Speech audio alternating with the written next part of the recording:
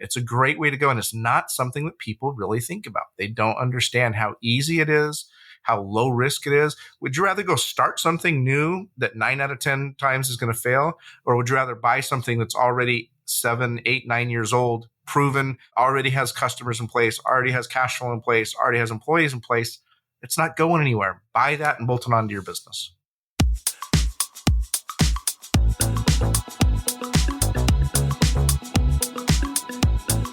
Hey, it's the Profit Answer Man, Rocky Lalvani. If you're new to the podcast, check out my interview with Mike Michalowicz. It's episode number 2. If you want to hear about each chapter in the Profit First book, go back and listen to episodes 3 through 13. Episode 1 is the why and how. On the Profit Answer Man, we learn money mastery without all the complicated accounting mumbo-jumbo using a simple system. Your accountant is busy documenting your transactions and creating a rearview mirror of what happened. My guess is you don't even look at the reports they sent you. If you're like most business owners, you struggle with this. And it's not your fault. We aren't taught money in school, and accountants aren't taught how to be profitable. The Profit First system created by Mike Michalowicz works, and he certified me to help you implement the system in your business. Remember, the new equation is sales minus profit equals expenses. Let's face it, without cash flow, you can't pay your employees, buy needed materials, or pay your mortgage and support your family. I help you to do that and more, so you can focus on the parts of the business you love and receive the rewards for your labor and investment into your business. The stronger you are as a business owner, the more jobs you create, the better we are as a country. Small business owners are the backbone of America, and for that, you deserve to be well rewarded. Just remember, more revenue does not equal more profit. That's why we focus on the bottom line. Today, we're going to chat about how to have a business that's fun to own, fun to operate, and worth a lot of money. Let's face it. You went into business for this exact goal. So let's make it happen. We're also going to talk about how to do it with ease because I do not believe in grinding it out. Listen and ask yourself, which of these ideas do I want to implement in my business? Our guest is Marty Fahncke. He's a seasoned world-class marketer with over 30 years of experience in growing and scaling businesses and over 20 years of experience in mergers and acquisitions. In that time, Marty has helped businesses scale to over $1 billion in revenue and executed over 450 in mergers and acquisitions. Let's meet Marty and learn from him. Welcome to the Profit Answer Man, Marty Fahncke. It's very great to have you join us today. I'm excited to be here, Rocky. Thanks for having me. And I'm excited for the conversation. Can you share a little bit about yourself and your business? Yeah, so my name is Marty Fahncke. I am a acquisitions advisor.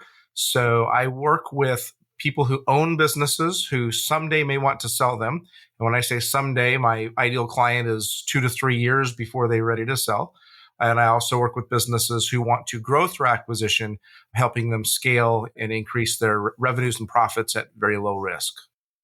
Yeah, it's a lot easier to grow through acquisition, I would think, than having to go find new clients. Heck yeah. Yeah, I actually have a talk we might cover today, which is how to double your business without having to sell twice as much stuff. And we'll talk a little bit about that hopefully a little later on in the show.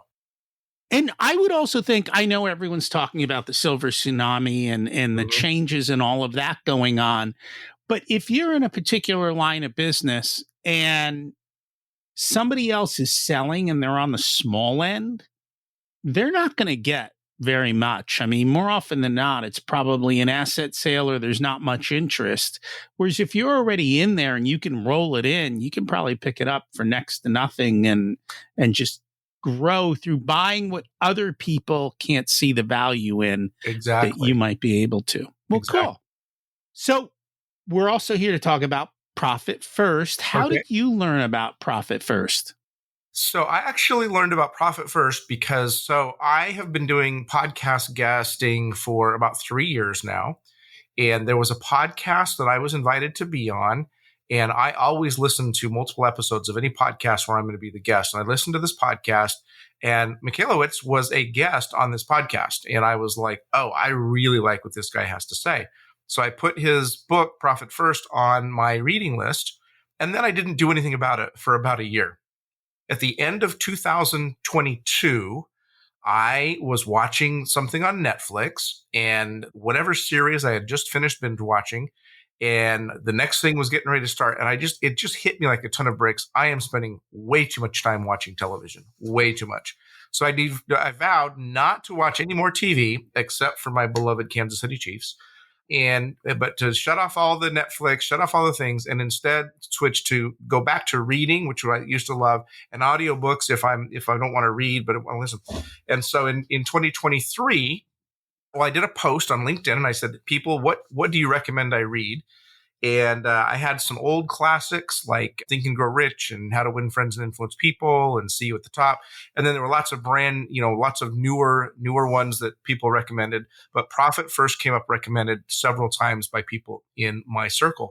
So in 2023, I actually read 61 books, which amounted to 372.4 hours of reading. And Profit First was one of them. And it absolutely blew my mind because out of 61 books, like I had my top 10, right? And Profit First was one of my top 10. And the reason is because being in the acquisition space, there is a incredibly common misconception out there among business owners and entrepreneurs that they think their business is worth some amount of money in their head. And usually they're wrong in what that number is. And they also think, and this was kind of media driven because they're seeing these big headlines of these great big deals, but they also think that businesses are valued based on their revenue. And so I have people come to me constantly, oh, my business does $1 million a year in revenue or $2 million a year in revenue. And I saw that 3X is the multiple, so it must be worth 3 times the revenue. No, nothing could be further from the truth, but nothing is more common for me to hear. And so businesses are valued on profit. They are valued on profit, profit, profit. And most entrepreneurs and business owners don't understand that. And so if they employ and embrace the profit first methodology, they're going to have a business that not only is more valuable when and if they ever decide to sell it, but the really cool thing is, even if they never sell their business, they're going to have a business that's more financially sound, better operated, easier to run, and more of a joy to own. And so it's a great methodology that I recommend for every business owner we come across, whether we're ever going to sell their business or not. Have you found that if they're doing Profit First properly and well, the fact that the buyer can see the actual profit being segregated and removed makes the buyer more comfortable that the number is real? I would substitute the word comfortable with giddy, honestly. Again, buyers are looking, especially today in 2024, when we're recording this, the profit and the cash flow of a business is the number one thing that people are looking for in buying a business. So if you can show that really honest to goodness, sustainable profit coming out and it's very clear and easy to understand how it got there, when it got there, and how to continue to grow it, then potential new owner is going to be very excited. Absolutely.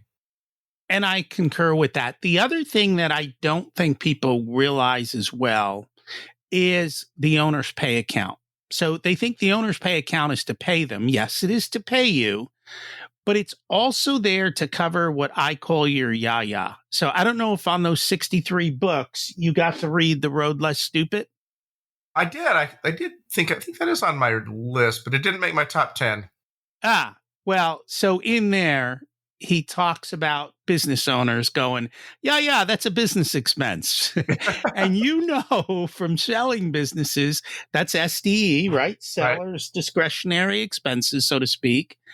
If you're putting that out of your owner's pay, they can see, the guy actually meant that it was a discretionary and he's taking that money out of the business for his types of things. So again, it's just trust becomes so important. And when you can show the cash flowing clear as day in a way that everyone goes, yeah, that cash went there and it moved that way.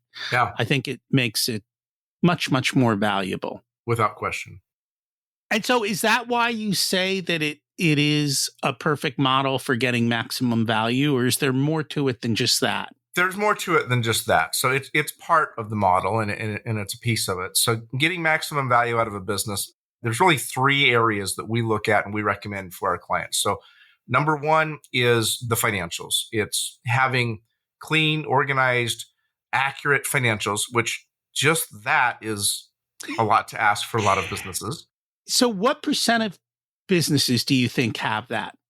Just from what you've seen. Well, part of it depends on the size of the business. So let's talk about seven-figure businesses. Seven-figure businesses. So if it's under $2 million in annual revenue, I would say it's 50-50. Under 1 million, I would say only 25% of them have truly proper financials. Under 2 million, it's probably 50-50. Once you cross 2 million, most businesses, when they're crossing 2 million, you're starting to 2 to 3 million, you're starting to get into become a real legitimate business. And you start to see business owners that understand they need a full-time bookkeeper and they're doing proper tax planning and things like that. So you start to get a little bit better. But there is this pretty big gap in the the 1 to 3 million.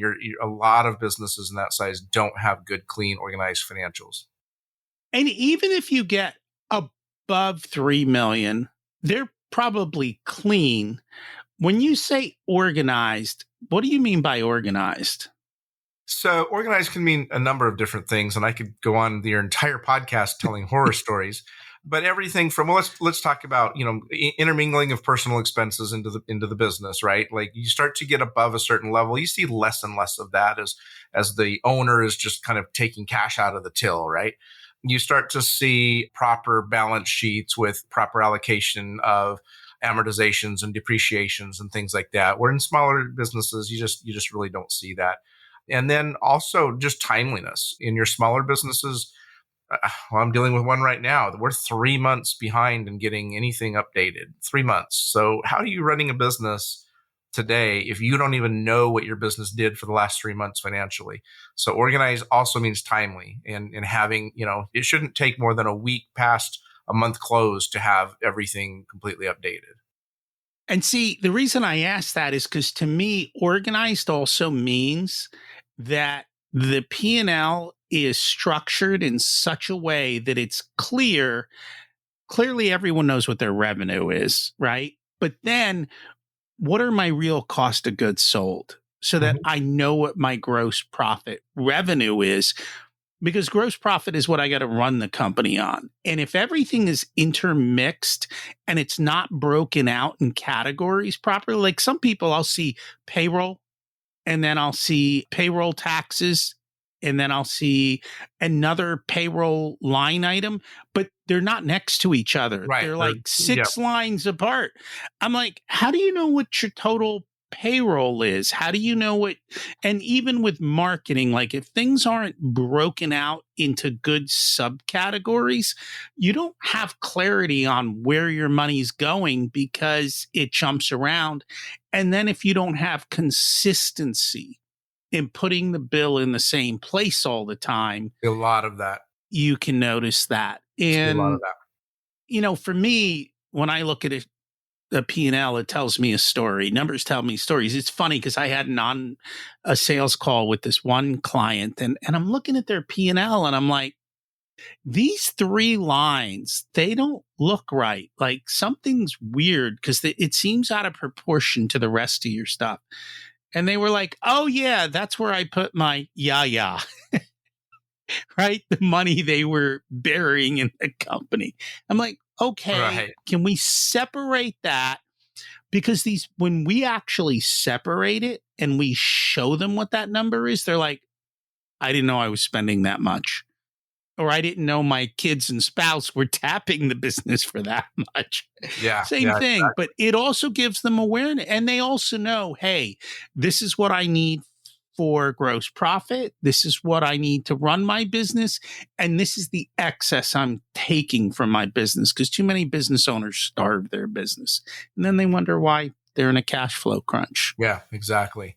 So good, clean, organized, proper financials are number one. That's going to help you sell your business for the maximum value when the time is right for you. The second thing we talk about that's really critical and it makes a big difference on the value and the ease of selling your business is an operating system. Now, I'm not talking about software. Sometimes we say operating system and people think, iOS or DOS or something like that. No, operating system is a business operating system. So there are three main operating systems out there that I've had a lot of experience with. One is the EOS or Entrepreneurial Operating System, which is by Gino Wickman. The other is called Scaling Up, or it used to be called Gazelles from Vern Harnish. And then there's another one that's kind of taken the best of those two and put them together. It's a newer one called the Scalable Operating System that recently came out from Ryan Deiss and Roland Frazier.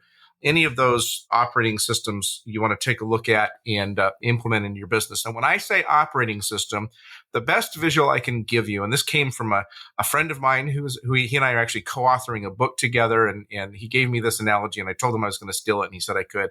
If you decide you want to buy a McDonald's franchise and you lay down the $1.5 million, $2 million franchise fee, and then you lay down the $5 million for the real estate and the build out, and you do all of this and you put all this money down, the McDonald's company is going to hand you this great big book, and it's the operating manual for the business, and it tells you everything.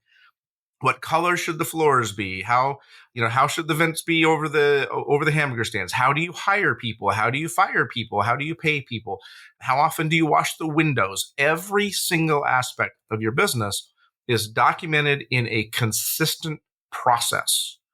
And that is what an operating system is for your business. If your business has an operating system, it is going to be infinitely more valuable and substantially easier to sell than if your business has, I'm the owner and everything comes through me. Because if that's the kind of business you are, your business may not even be sellable at all. So an operating system is the second area we absolutely recommend you must be implementing on top of good financials to have a great sellable business. And I think there's one more thing, especially I know Traction talks about it.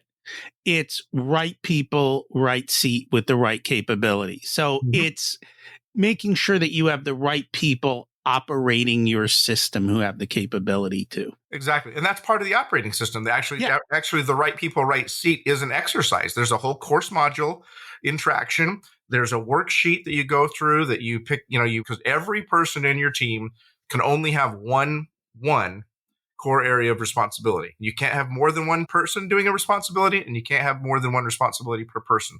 Right person, right seat. How do you find those people? How do you train those people? How do you measure their success?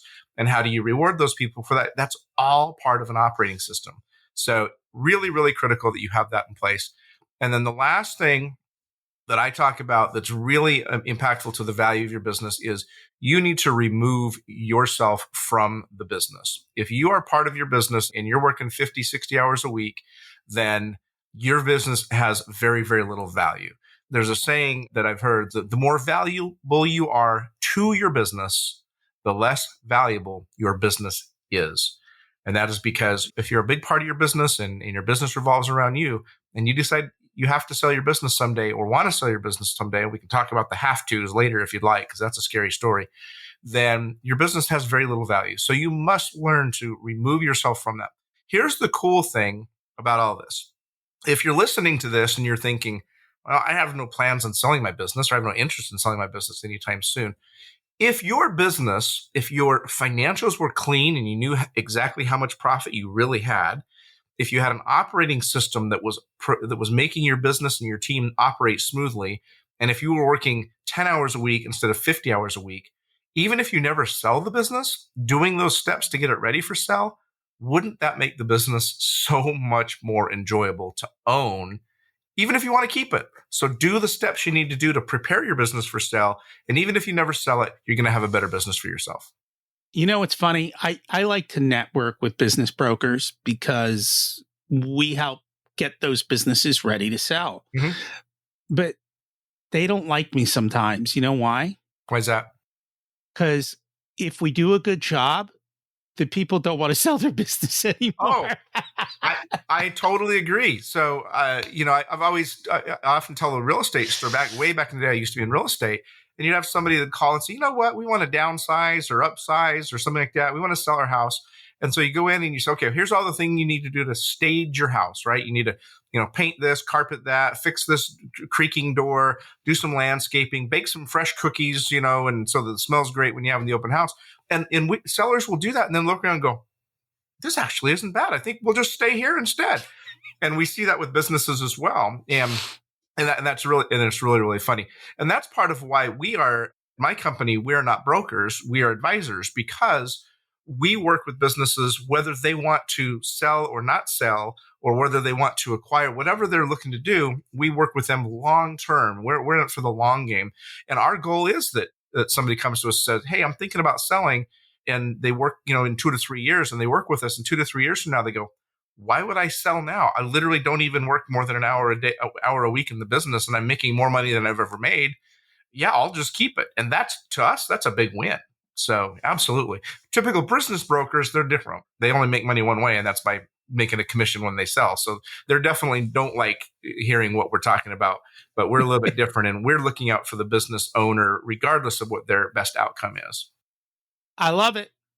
And I mean, you're speaking to the choir, so I totally get it. So one of the things that you talk about is how to double your revenue without having to sell more stuff. Yeah. You want me to talk about that a little bit? Yeah, let's talk about that. Let's do it.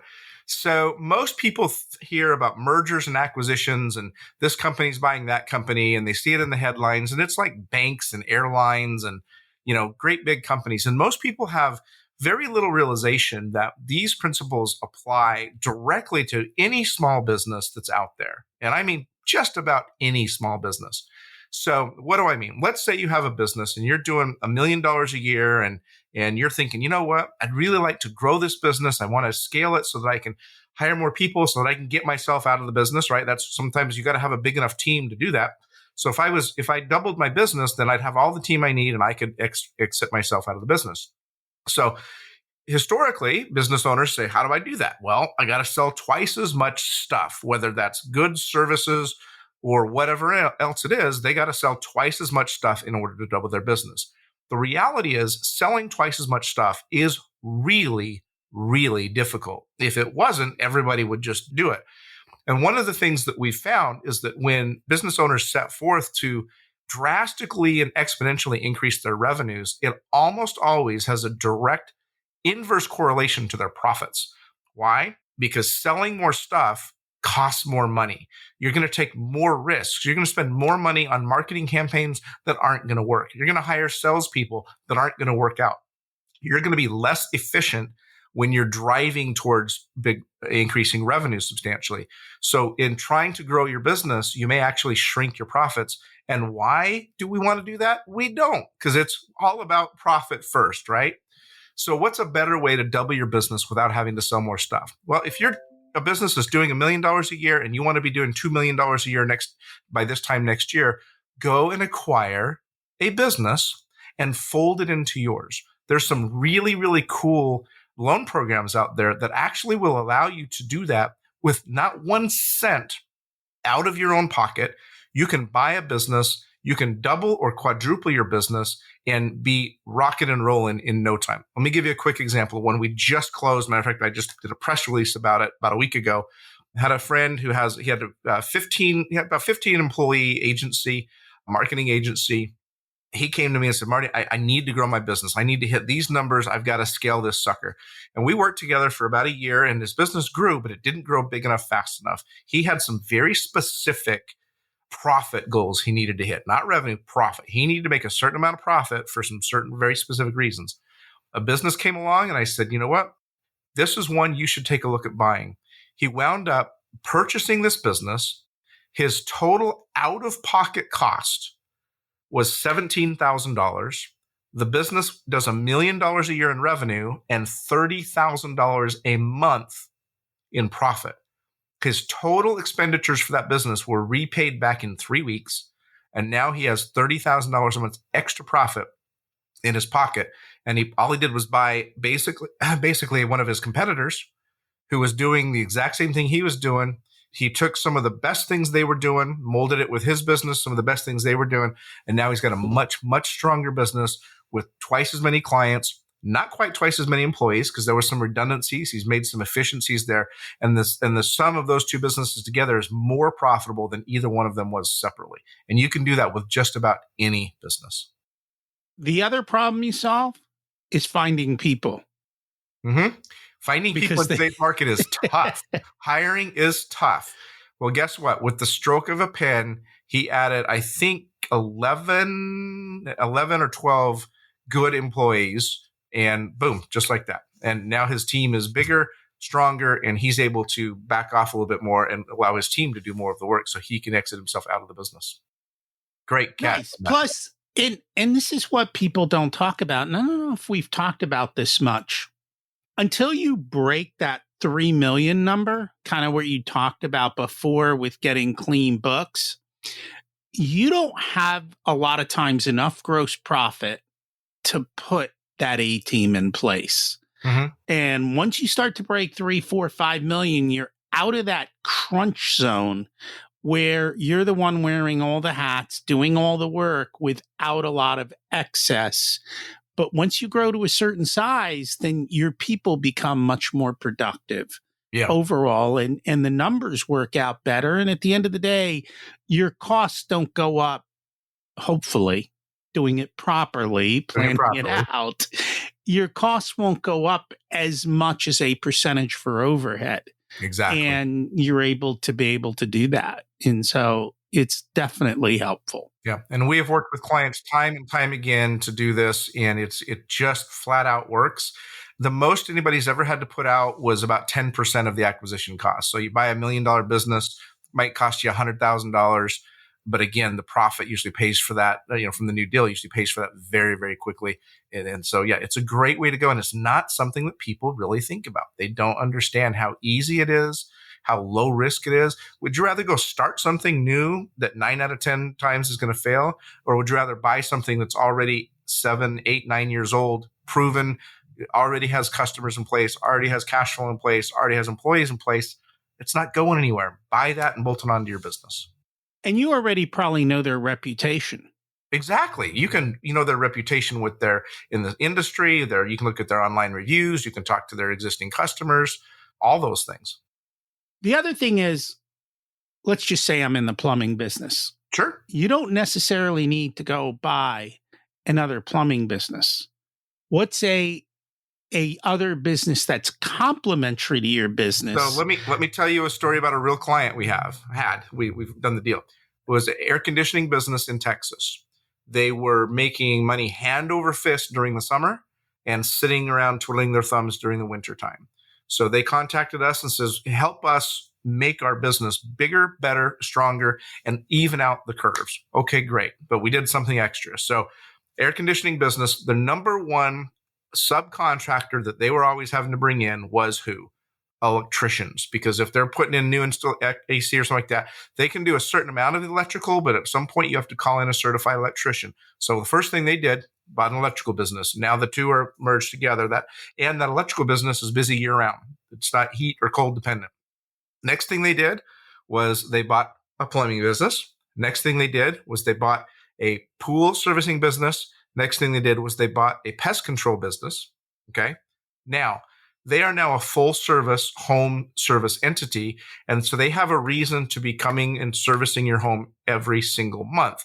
Here's the key. This is big time, blow your mind kind of stuff. Okay. A plumber, an electrician, HVAC company, most of those businesses are worth right around 3 times profit. Okay. So if they're doing $1 million a year and $300,000 in profit, they're going to be worth $900,000. Once our client put all those businesses together, guess what they did? They created a subscription business where you pay every single month for 2 things. Number one, they're going to come to your house every single month and they're going to do something. Clean your pool, spray for bugs, check your electrical, replace your furnace filters, whatever they're going to do, they're coming in every single month, no matter what. And they guaranteed that if something went wrong, and this is in deep Texas in the summertime, if your air conditioner goes out, instead of you trying to call somebody and hoping they can come within 3 days, they guaranteed they'd be there within 1 hour to fix your air conditioning. As a member of that home services club, you're paying every month on your credit card for this to happen. Guess what that does to the value of that company? It skyrockets. It goes from being a 3 times profit valuation to a 7 times profit valuation. It's the exact same business, but it has a recurring revenue model. Little tip here, if you have a business that you can possibly turn into recurring revenue, and by the way, that's just about any business in the world, that will increase the value of your business like a rocket. One quick other thing I'll talk about is car washes. Back in the olden days, you wanted to wash your car, you'd pull into a car wash, you'd put your quarters in, you'd wash your car. Then later on, they got car washes that were automatic. You'd go through and you'd swipe your credit card, you'd drive your car through, the brush would spin around and you'd drive away. Today, you almost can't get your car washed unless you are a member of some car wash club that charges your credit card every single month for $20, $30, whatever it is. And why do you think that is? Because that one-time charge car wash was worth 3 times profits. That subscription car wash where they're billing your credit card, whether you're using the car wash or not. And by the way, a lot of people don't use it. Those right now are going for 12 times profit. So a couple of tips there on how to make your business absolutely valuable if you ever decide to sell it. I like it.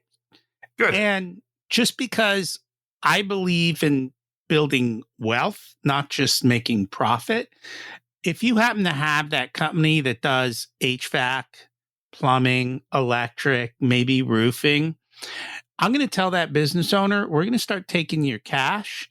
We're going to start going buying real estate that you can renovate and turn into rehabs or flip, because when your people are doing nothing, we got something for them to do. You're paying wholesale on your renovation. Oh, yeah. Good idea. And you're building wealth outside your business. So even if your business blew up, you got 50 rentals that are paying you money and you can cash out at your 7X and do whatever the hell you please with life, because that's really what it's all about. Great idea. I love it. Is there anything we should have talked about today that we didn't get a chance to? Man, I covered a whole lot of stuff, and some of it's going to go right over people's heads, but I hope everybody at least got a gist of why it's important to be thinking about preparing your business for sale, whether or not you ever plan on selling it, and why it's important to think about acquiring businesses to grow your business. And both of those will help you maximize your profits in the short term and definitely in the long run. And that they will. If people would like to learn more about you, check you out, how do they do that? Pretty easy to find. My name is Marty Fahncke. I'm the only Marty Fahncke in the entire world, so I'm pretty easy to find. Google me. You'll track me down. My website is westboundroad.com. That's westboundroad.com. I'm also very active over on LinkedIn, so feel free to connect with me on LinkedIn. I post a lot of content videos over on YouTube under Westbound Road, and feel free, if you have any questions, feel free to reach out. I'm always here to help and give advice and help business owners however I possibly can. Awesome. We'll put that in the show notes. Thank you so much for joining us. Thanks for having me, Rocky. It was fun. Profit First is more than just making sure you make money. It shows potential buyers that it's real.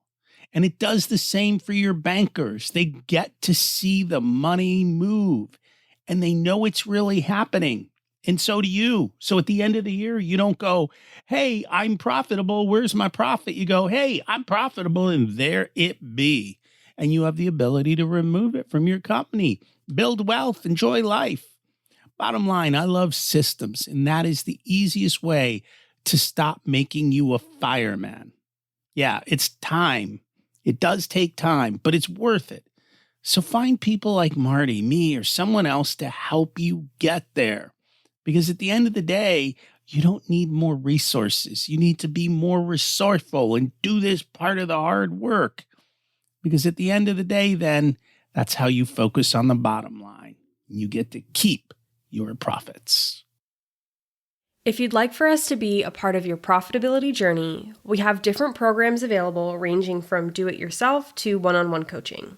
Our course, The Profit Blueprint, teaches you everything you need to know to transform your profitability.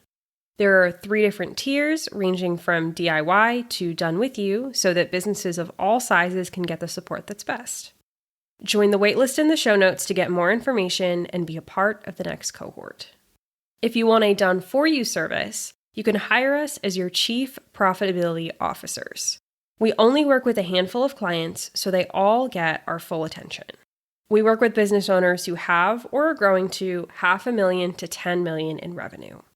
You can use the scheduling link in the show notes to get on our calendar for a good fit conversation to see if we're the right people to support you and how we can help you. Remember to check out my other podcast, Richer Soul, where we talk about how to live the ultimate life and be the best business owner you can be. As we close out, let's repeat the mantra. Revenue is vanity, profit is sanity, and cash is king. Have an abundant and profitable week.